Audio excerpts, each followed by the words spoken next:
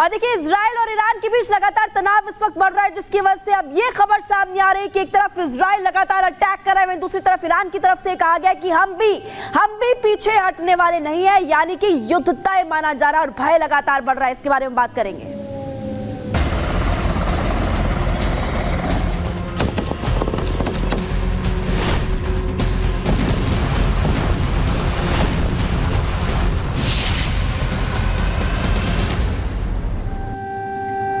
और देखिए इजराइल ने उत्तरी गाजा और दक्षिणी लेबनान में हमले काफी ज्यादा तेज इस वक्त कर दिए।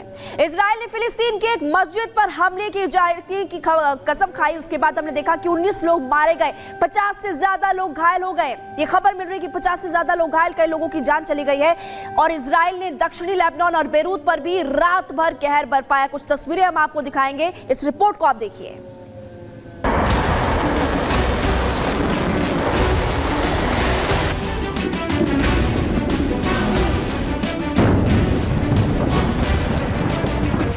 ये है इजराइल का ताबड़तोड़ एक्शन और जगह है लेबनान की राजधानी बेरूत।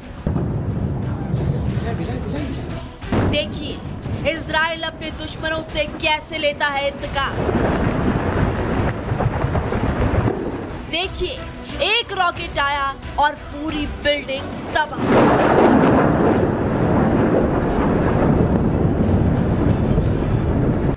हमला कितना भीषण है इसका अंदाजा इसी से लगाइए कि एक बहुमंजिला बिल्डिंग जो शान से खड़ी थी कुछ ही देर में धुआं हो जाती है। रॉकेट अटैक के बाद बिल्डिंग तो ऐसे नजर आने लगती है जैसे लेबनान की राजधानी बेरूत में दिवाली मनाई जा रही हो।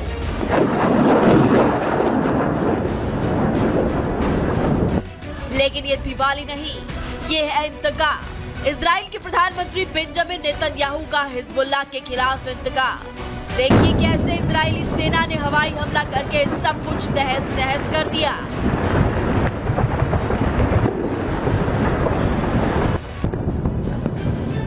अब आपको इजराइल के जबरदस्त एक्शन का एक और वीडियो दिखाते हैं। देखिए आसमान में हलचल हुई, फिर जोरदार धमाका हुआ और बिल्डिंग तबाह।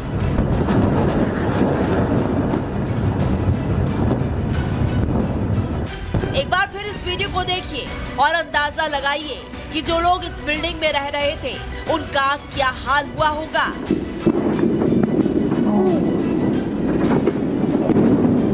रॉकेट गिरते ही बिल्डिंग तो ताश के पत्तों की तरह बिखर गई और नजर आया तो सिर्फ काले धुएं का गुबार, भड़कते शोले और कान फाड़ने वाली धमाकों की आवाज।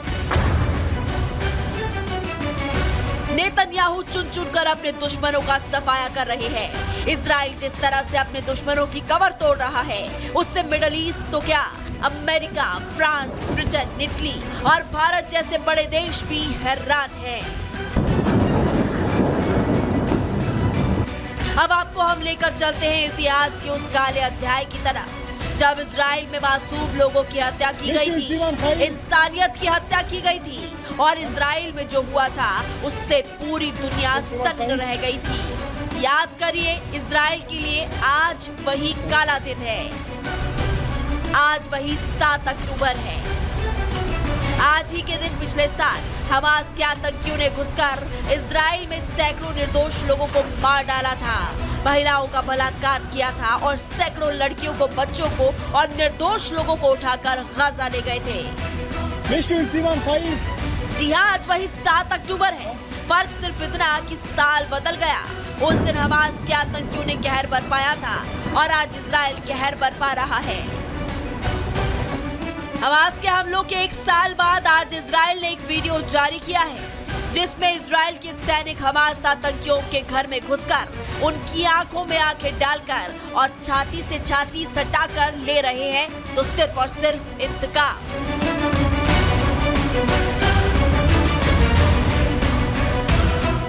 उस 7 अक्टूबर 2023 को इजराइल के तेल अवीव में जो हुआ उसे ना तो इजराइल भूला है और ना ही दुनिया, और इसलिए ब्रिटेन, फ्रांस और जर्मनी में वॉर एनिवर्सरी मनाई गई। लोग इजराइल को समर्थन देने के लिए हाथों में इजराइल का झंडा लेकर सड़कों पर उतरे और इजराइल के साथ अपनी एकजुटता दिखाई। Bureau report, Republic Bharat.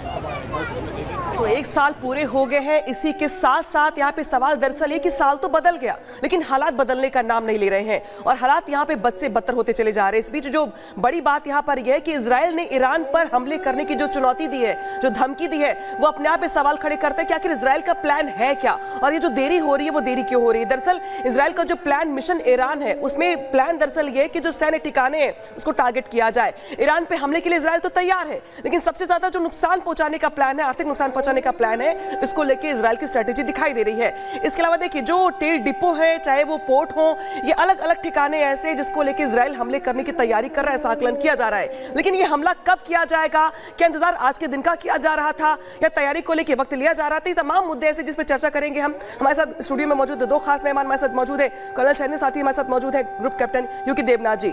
Colonel Shailendra ji, शुरुआत में आपसे कर रही हूँ, शिखा कंटिन्यू करिए। बिल्कुल, तो देखिए हमारे मेहमान हमारे साथ हैं। सर शैलेंद्र सर, मैं आपके पास आना चाहती हूँ। जिस तरीके से हम बता रहे थे, देखिए आर्थिक रूप से उसको नुकसान पहुंचाना चाहता है इजराइल और इसीलिए देखिए बंकर यानी कि बंकर में घुसकर भी हमला कर रहा है। जड़ से खत्म करने की तैयारी जो है वो इजराइल ने कर ली है। अगर आज आप बड़ी निष्पक्ष होकर एक चीज को इवैल्यूएट करें कि 7 अक्टूबर 1 साल किसने क्या पाया और किसने क्या गंवाया, मैं कहता हूँ Israel, I am not a fan के किसी भी तरह से किसी की साइड लें, लेकिन मैं जानना ये ज़रूर चाहता हूँ और बताना चाहता हूँ 1 साल में किसने क्या पाया। चलिए, पैलेस्टीन का कहना है 40,000 लोग मारे गए, मैक्सिमम बच्चे मारे गए, लेडीज़ मारी गई, ओल्ड लोग मारे गए। बड़े दुख की बात है, ऐसा नहीं होना चाहिए था। लेकिन 7 अक्टूबर पिछले साल उन 1200 बच्चों का, उन 1200 बेटियों का, उन रेप्स का वो अकाउंट कौन देगा? देखिए, जब हम आप बात कर रहे हैं ना कि बंकर बस्टिंग और ये सब, मैं आपको एक छोटा सा हिस्टोरिकली इजराइल का एक पर्सपेक्टिव देता हूँ। 75 साल पहले आपने एक ऐसा जमीन का टुकड़ा इजराइल को दिया था कि चलिए जी ये बिल्कुल बेकार है दुनिया में, टोटल डेजर्ट जिसको बोलते हैं, वहां तो उन्हें सर्वाइव करने देना चाहिए था, लेकिन आपने नहीं करने दिया। मैं आपको बड़े अच्छे फैक्ट्स एंड फिगर्स बता रहा हूँ। इजराइल के ऊपर कौन सा ऐसा कंट्री है जिसने अटैक नहीं किया? मैं आपको अटैकिंग कंट्रीज की बताता हूँ। Lebanon, Syria, Iraq, south Arabia, Jordan, Egypt, Libya. आप बताइए 7-7, 8-8 कंट्रीज किसी के ऊपर अटैक क्यों कर रहे हैं? जबकि आपने तो बोला था 2 नेशन थ्योरी होनी चाहिए। भाई उनको आपने एक जगह दे दी यूनाइटेड नेशन। मैं यूनाइटेड नेशन को भी ब्लेम करता हूं कि अगर आपने उन्हें जमीन दी थी तो आप उसे इंप्लीमेंट क्यों नहीं कर पा रहे, उसको क्यों नहीं बचा पा रहे? मैं आपको और बढ़िया बताता हूं क्या हुआ उनके साथ। जेरूसलम जो है वो 52 बार 52 टाइम्स अटैक हुआ है। क्या यही डिजर्व करता है इजराइल?